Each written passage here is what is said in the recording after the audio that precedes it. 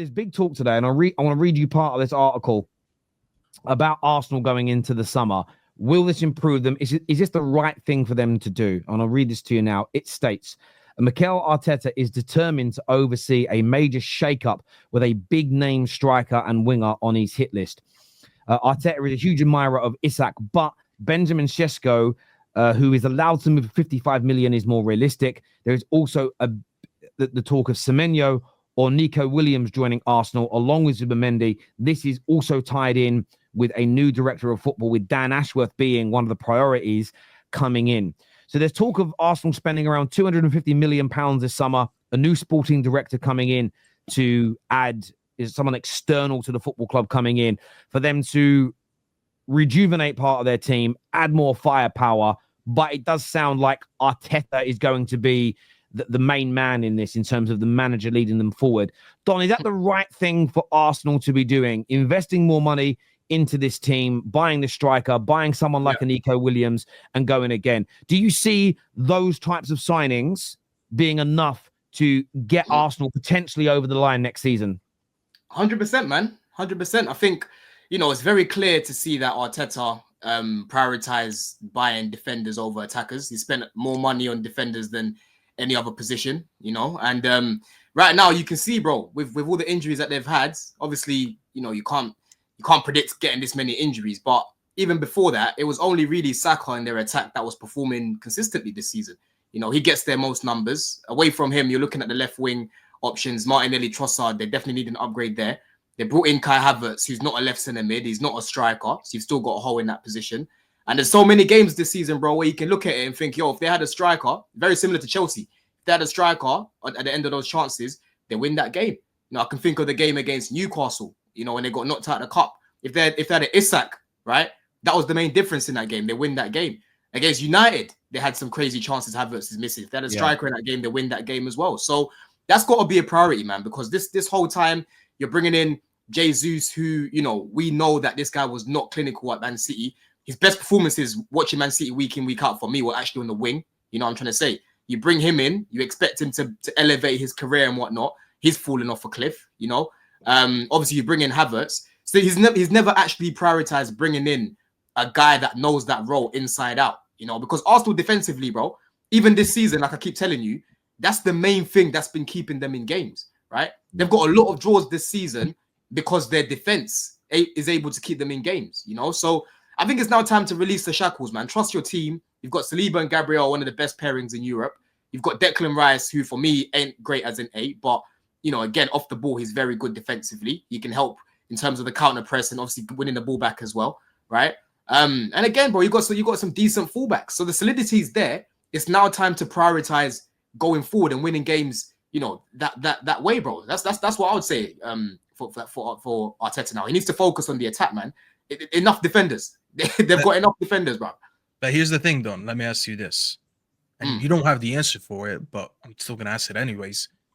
Isn't that probably the biggest problem with Arteta? Because you're saying remove the shackles. I don't know if he will. I don't know if Arteta as a manager and as a man, that's the way he thinks. I think maybe he thinks of his approach of football is a little bit more defensive than when we thought. Like a couple years ago, we probably thought he was trying to be Pep. He ended up being a lot more defensive than we thought he is. And that's why I totally understand, by the way, building the back line before you go forward. I always think it's a smart approach. You start with the goalkeeper in the back line, and then you move up the pitch. I think that's always a smart way to build a team. The thing is, though, I think his tactics and I think that the way he thinks as in football, I think he's just more pragmatic than we thought he would be. And I feel like this is the real Arteta, not the Arteta we see in the first title race when they were just scoring for fun. And I think it's going to be more of this. And this is probably the question that we should be asking. Should Arteta take over this project moving forward? Not because of him being, was he good enough over the last 4 years or not? Or is he ever going to win a trophy or not? Is he the guy to actually start looking at football that way? Because I don't think he is. I don't think he's as attacking as Pep was. I don't think he's as attacking as Klopp was. I think he's much more pragmatic. And I think as long as this crop of players play under him, their approaches are always going to be more defensive. Yeah, so I get where you're coming from because, when you look at, we've known Arteta for a while now, but let's be fair, innit? We've seen him attacking teams, and we've also seen him, kind of have PTSD from that first season where he's focusing more on the defense, right? That's what I'm saying. This summer is going to be a clear indication as to how he wants to play going forward. Because you got to look at the profile of player that he brings in, bro, right? That first year they competed, Martinelli and Saka, there wasn't that much pressure on them to perform. They just had the freedom to play. You had Jesus came in, he gave them the freedom to play. Obviously, they had Saliba come into that season as well. Him and Gabriel had a good pairing. Xhaka offensively was very good that year. That's another position they're yet to replace as well. So, for example, if they bring in someone that's more attacking minded in that left center mid role, you bring in a better left winger that can offer you more goals on the left, right? Straight away, it changes how your team's playing. You know what I mean? Whereas right now, when you're playing Declan Rice, who's not an 8 in an 8 position, you're playing Havertz, who's not a striker over there. You're looking at the left wing, it's stale.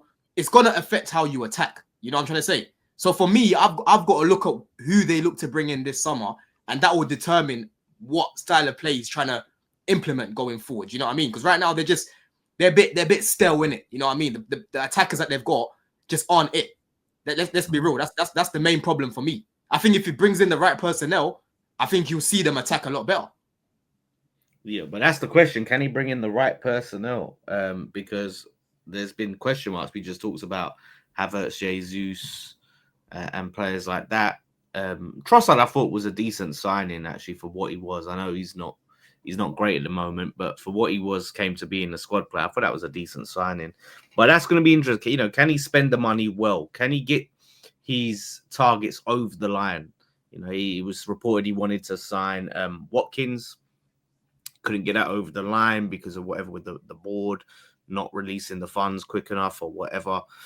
So, on paper, it sounds great, doesn't it? Like 250 mil, that's if he does get 250 mil. And then you can get all your dream signings and then you're the super team. It's all ifs and buts, We've heard this. We used to hear this with Arsenal every around this time of the season every year. War chest. Arsenal going to give Wenger a war chest in the summer.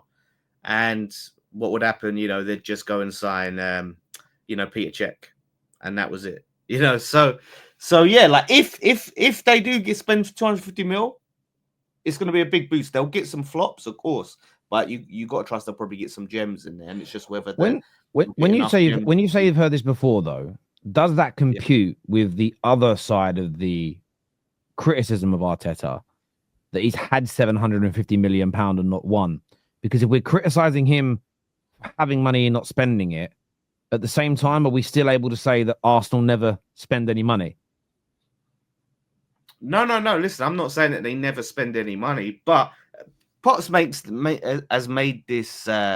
He's an Arsenal fan, he knows all, but he says basically he feels like why they're not spending now and have spent before is because they've reached owners like want Champions limit. League. And they're achieving their goals, so that's it. No more spending, right? Yeah, exactly. Well, we're in Champions League. We're getting in coming out. We don't then have to go and push to get. And it was when they dropped out of there, that's when they started trying to spend and get into it. So there could be some validity to that. We will see where their ambitions lie in the summer. If they are ambitious and they have that money to spend, and they go out and spend it, then that'd be big. Dan Ashworth is an interesting one because obviously we see what happened at Man United. I know Man United fans aren't rating him, and the talks of him wanting to get Southgate as the manager for Man United, wanting to keep Ten Hag instead of making the change earlier, that would raise huge red flags and question marks. Like if he's involved, I think in identifying players and that might be a worry. So it depends on what his role is going to be. Arteta, for me, maybe has a little bit too much power and sway in the modern game, like over. Yeah, I actually think more so. Listen, I get the point about the upper limit of Champions League.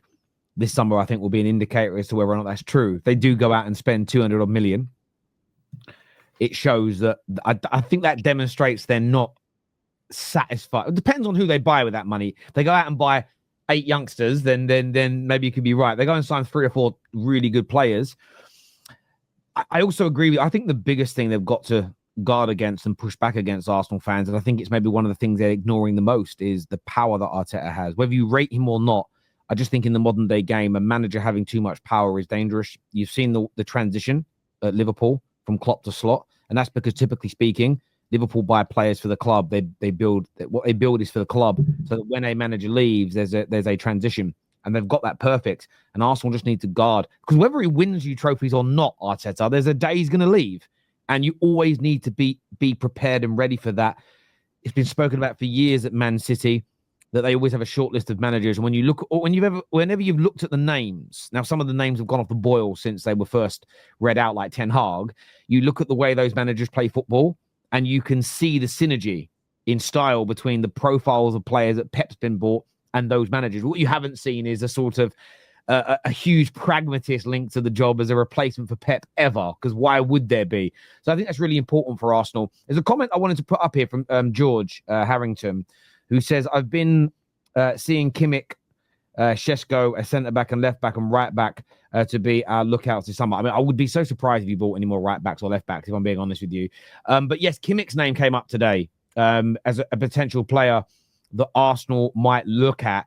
He's not going to get a new deal from Bayern. He's going to be available for free in the summer. Is this the type of thing they should look at? You're shaking your head, Staffy. You think Arsenal should avoid Kimmich, in your opinion? Bro, always stay away from these players that already achieved a lot. Listen, I understand what people are going to say. Oh, the mentality, but he's a winner. It rarely ever works. When you really look at it historically, the players that played in some of the top clubs that won Champions Leagues and leagues that are in their late age, I promise you, they never come in with that hunger that you expect. Their experience is much appreciated. Don't get me wrong. But they come in, they're on big wages, and I'll be honest with you, they rarely ever deliver. They rarely ever deliver. He's already achieved everything. Thiago, look at the chat. Chat is actually dropping examples that I didn't even think of right away. They come in, and I'll be honest, I'm not dismissing anything Kimmich achieved, but honestly, this guy grew up in Bayern, spent his whole life in Bayern, won everything in Bayern. He's German. He won everything. There is, I see very little motive to why he'd come into this Arsenal team and he'd be the one that takes him over the line. I'll be really honest with you. I don't think that's the right signing whatsoever. There's a myth that these winners come in and they get you over the line. When you really look at history, it rarely happens. It's more times than not does it flop than it actually works. You can look for leaders, don't get me wrong, but you can look for players that are ready for that extra step and they come in and they actually want to win things that they haven't won before. There could be like players at that age, but it doesn't necessarily have to be a Kimmich. Like I just don't see what a Kimmich does after all these years he spent in Bayern, when he come to Arsenal and get him over the line. I don't see it. Look at Casemiro as an example. He's been a pure example. Thiago, same thing. No, facts, bro. And with Arteta, yeah, this guy needs to have some self-awareness, bro, because like you talk about these owners, yeah, the Cronkies, we know that these guys are reserved, right? They're going to give him the money to spend, but they're going to give you a little, you know what I'm saying, pocket change. Like, here you go. That's the money there. You go spend it wisely. Don't come back and ask us for more, right? So if they've got that mentality, you can't be overly taking risks. Kai Havertz was a big risk, yeah? I know he's come in and he's added some numbers and whatnot, but they still have 2 holes in their team after spending 65 million on this guy, right? Yeah. So it's time to now go for players that, you know, are proven. You've got enough evidence to say, okay, these guys can actually help us kick on now, rather than going for the hip star or, you know, the risky one, because you know the Cronkies, bro. If you blow that money, they're not gonna give you more. You know what I mean? They're not gonna give you more like that, bro. You gotta be careful. You know what I'm saying? So that's what it is. Like,